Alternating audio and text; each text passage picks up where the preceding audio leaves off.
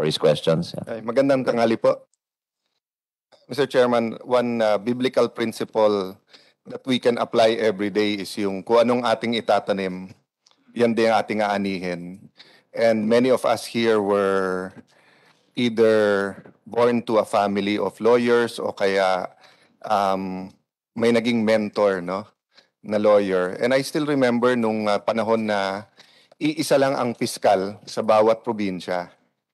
So, when my wife, Mayor Lani, took over etong June 30, tinitignan namin yung Hall of Justice at saka yung facilities ng piskal at saka ng prosecutors at ng judges.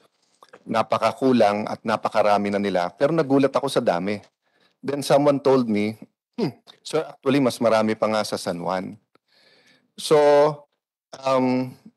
parang the natural thing to do is to advocate, to lobby both sa Supreme Court and sa DOJ for more fiscals, more judges, more facilities. But that would mean that we are becoming a much more litigious society. Eh di ba nung time natin, yun ang medyo, at least sa law school, medyo yun ang yabang natin compared sa US, na sa US, madapa ka lang or mamura ka lang, matulak ka, di ba? Dimandahan na. And of course, when you talk about prosecutors, these are criminal cases, not to mention civil cases pa, no? So what I was wondering if the good secretary pagdating sa plenary, you know, can show us maybe over a 10 or 15-year period, yung growth nga talaga nung pag-file ng criminal cases at saka nung personnel, and then maybe together with the House and Senate, the executive, we can come out with kumbaga may enemy ka, instead na upakan mo yung enemy mo, love your enemy. No, I don't know whether we should strengthen the barangay justice system, di ba? Yung sa ngayon kasi ang limitation nung sa barangay, kailangan magkabarangay sila. But maybe yung lupon, no? Yung lupon, which is for me very effective. Kaya nga may limitations lang. But yun, so my first point is I'm a little bit alarmed you know, in our trajectory, and I've been monitoring yung press statements at yung mga pag-ikot ni Secretary Remulla, and I see he wants to take a very, how do I put it, fundamentalist approach. Parang wag lang symptoms, pero doon na mismo sa problema. So I know long-term, baka DepEd to, di ba, to teach our young people values and parang hindi magkadimandahan. But maybe medium-term, 6 years to 10 years, di ba, pwede nating tignan na kung yun talaga ang trajectory, dapat naman siguro mag-plateau or magbago, no? If the Justice Secretary would like to reply, no? Your Honor, maybe you can say it's also a function of population. We are now 107 million people, and the example here would be the province of Cavite, Your Honor. We now have 39 RTCs passed by law to be established in Cavite, but we just have 26 prosecutors, which means we don't even have one prosecutor per court, which will also delay the release of people who are being detained, and this will also delay the dispensation of justice. So all of these problems, Your Honor, are just there because I think it's a population. We just so many people now, and the problem now also is that criminal cases are heard twice a year in many areas in the country, when they should be heard around 8 to 10 times a year, so that the persons can be judged accordingly. So that's one of the problems of the justice system now, and I think that we really have to hire more people, Your Honor.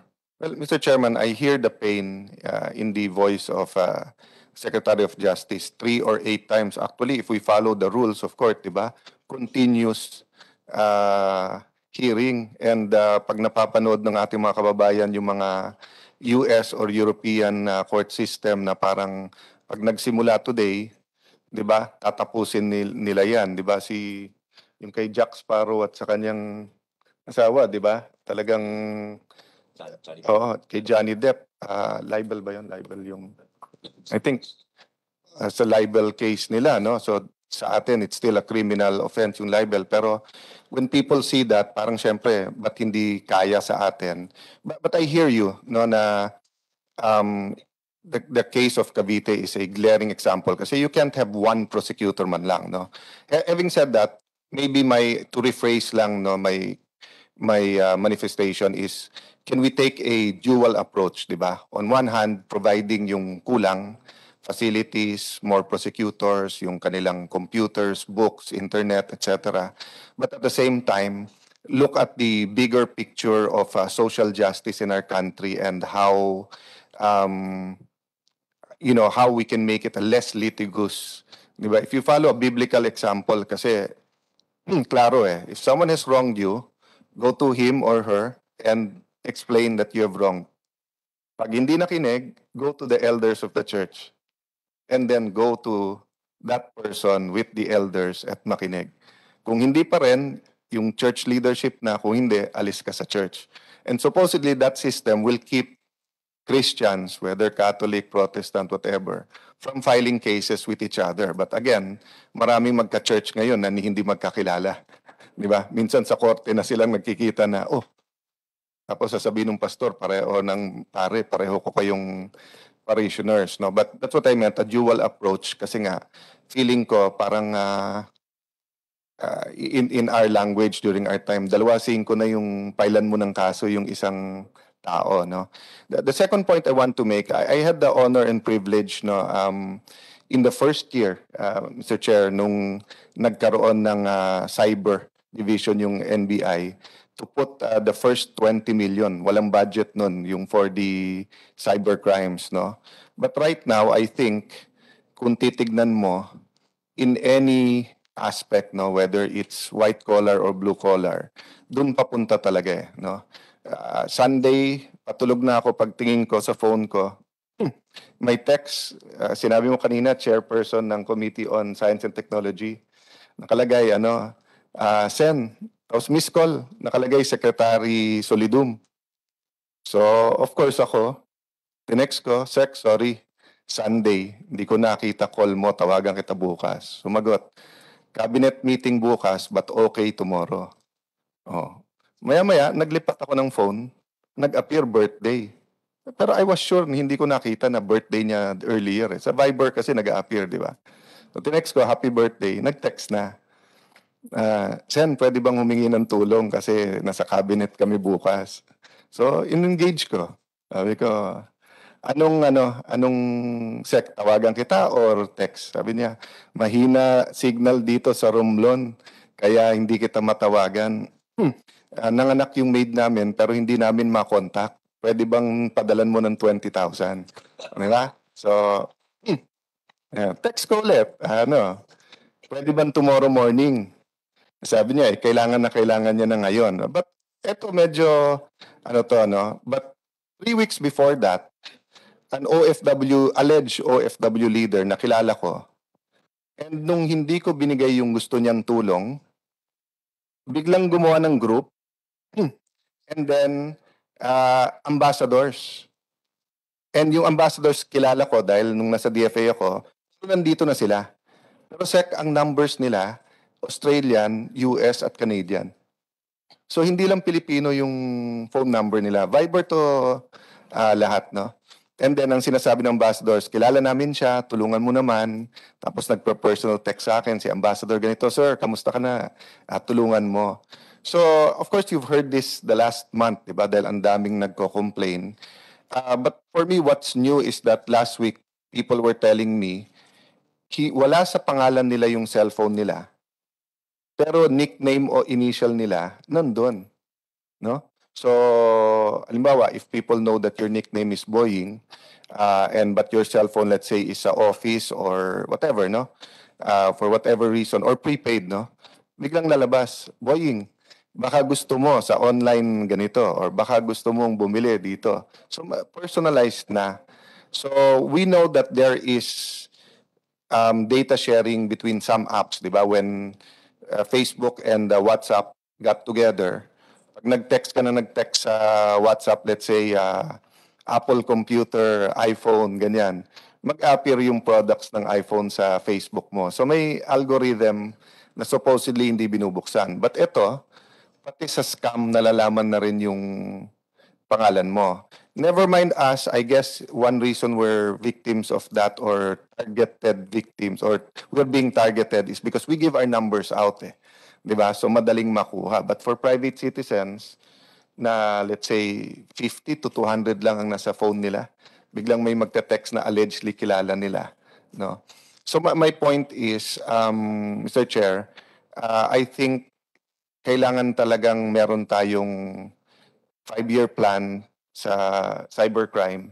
And talagang yung funding is not just the equipment, but it's also the training, sending people, whether DOJ or NBI abroad to what's the latest, di ba?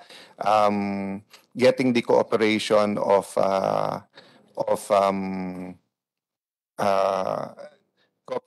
the telcos and everything, no?